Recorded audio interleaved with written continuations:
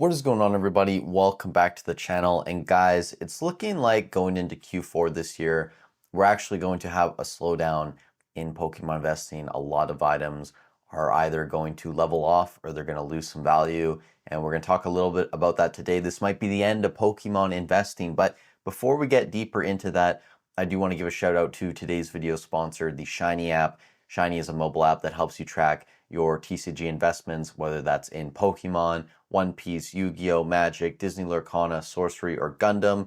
In Pokemon specifically, they cover English, Japanese, and simplified Chinese product. In my opinion, they're the best app out there to track your collection, and I love the fact that they're trying to update their data more frequently than everyone else, updating twice per day from places like TCG Player, eBay, Card Market, and price charting.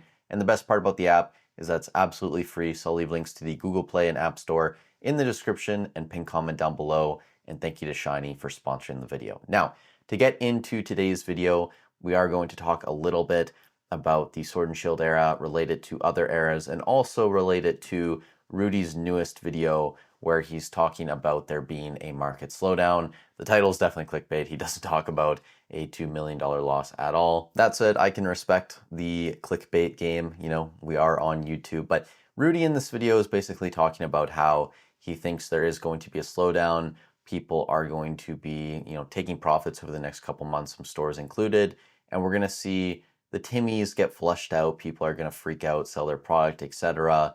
And then maybe the next leg up, I think he said, will be January. It could be later next year, whatever. And I just want to say from my perspective, what I've been tracking, especially with regards to all the booster boxes from the Pokemon eras, whether that's Sun and Moon era, Scarlet and Violet era, Sword and Shield, it does seem that that is the case over the past, I'd say 2 to 3 weeks at this point. Sales volume has been down on a lot of these boxes, whether it's Lost Origin or Fusion Strike or Evolving Skies even. A lot of these have seen a fairly significant reduction in the amount of boxes moving on a weekly basis.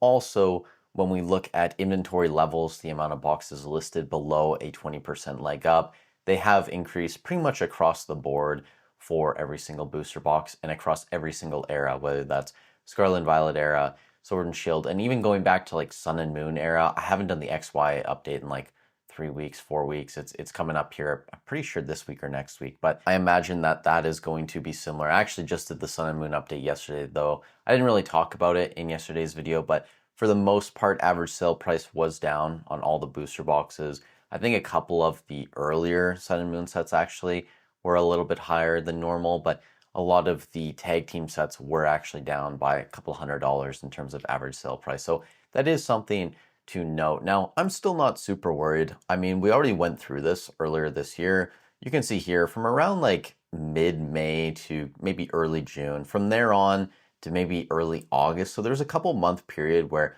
a lot of things went sideways or we saw pullbacks of 10-15% on a lot of these products. You can see Lost Origin, Fusion Strike. Evolving was kind of an outlier there. Brilliant Stars, same deal. Chilling Reign. So it's not like we haven't seen something like this already this year, and it's not like we haven't seen this in the past. I'd say this is, par for the course in a healthy market. It really isn't something you should worry about. I know there are a lot of people that just got into Pokemon TCG investing over the past 6 months and really haven't seen a time period where things have actually gone stagnant or went down for a long period of time. And I know I just said that there was a 3-month period earlier this year where things kind of did that, but the problem is during that time period, there were also other things that were moving. So elite trainer boxes at the time were making massive moves, whether it was Crown Zenith, 151, Paldean Fates, etc. You also had the earlier eras like XY era was making a fairly large move at the time.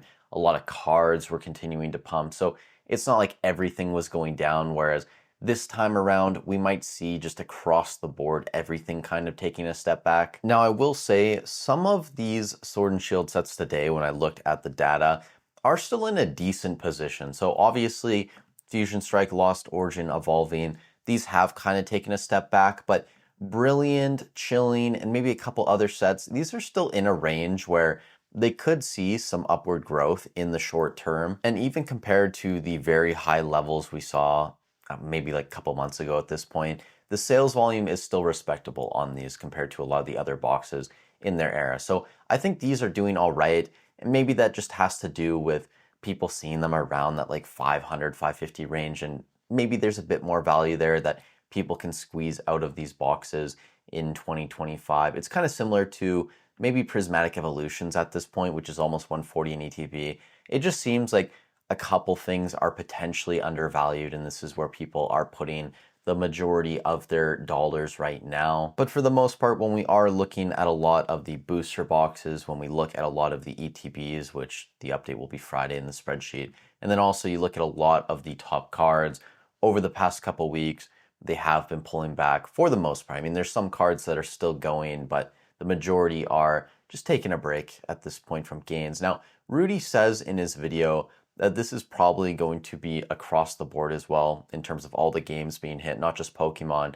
You're going to see Magic reductions, you're going to see One Piece reductions, Yu-Gi-Oh, Flesh and Blood, Lorcana, etc. They're all going to be hit, and that could be the case. I mean, it's definitely possible. I will say in One Piece, if you guys follow One Piece at all, things are still popping right now, and even sealed product is starting to move again. OPL 5 booster boxes over the past like couple weeks have made a move up to around $350, which is huge growth for a One Piece booster box in a short period of time. Obviously, a lot of this is on the back of the alternate art Luffy moving up to like 7, 8K in a PSA 10. The Gear 5 Luffy is like 8, 9K now too. We've seen sales up to almost 11K.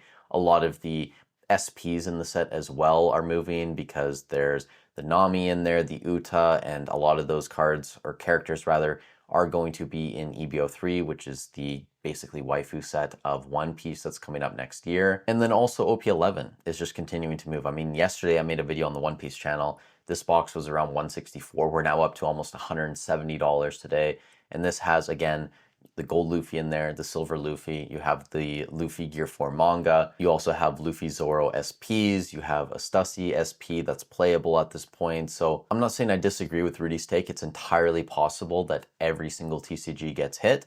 And I don't think that would even be a bad thing in games like One Piece or Magic. But I could also see a world where a lot of people that were in Pokemon start to branch out to other games like One Piece. Maybe they go to Magic. I don't know if they're not already there, and see value in things that maybe were ignored for a very long period of time. So if you guys disagree or agree, leave a comment down below. I appreciate you guys watching the video. If you did get some value out of this, I'd really appreciate if you leave a like, subscribe to the channel. It helps out a ton. Also, go check out Shiny. Links in the description down below. With all that said, thank you so much for watching the video. Stay safe wherever you are in the world, and I'll catch you in the next one.